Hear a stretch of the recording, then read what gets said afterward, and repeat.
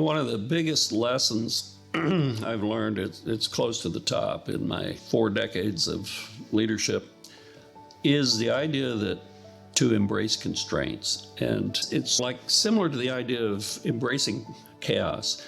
Constraints, we chafe at when we say we don't have enough of this or enough of that, or we want something more and we think that's the answer to our question.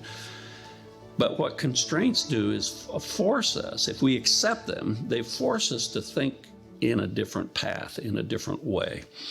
I had a business example that really brought this home to me. One time we got in a situation where I almost bankrupt the company with some misdirected investments. We were left with a very small team for engineering, and we had to build a next generation product, and we had competitors with 100 people working on their next generation product.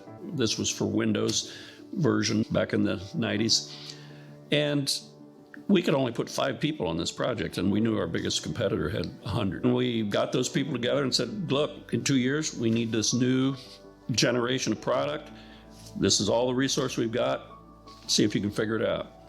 What happened because of that constraint? If we'd had 100 people, we would have built this thing completely differently. We didn't have 100 people, so they started thinking about, could we build this out of pre-existing components?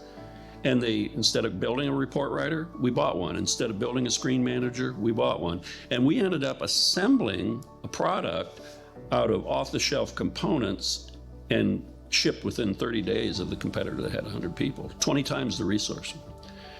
Now, I'd like to say we were brilliant. We were not. We were desperate. And the only reason we came up with that approach was that we had no choice. If we'd had more resource, we would have begged for more resource, and we would have done it the wrong way. So that taught me forever to stop and quit chafing at the constraints in my life and say, is there another way to think about this? Because that's not normally where we go. So if you can pause when you're in the midst of this chafing, so to speak, and step back and think differently, it can be a breeding ground for a whole different way of solving a problem. But it starts with the idea that the constraint is not your enemy, it might be your friend.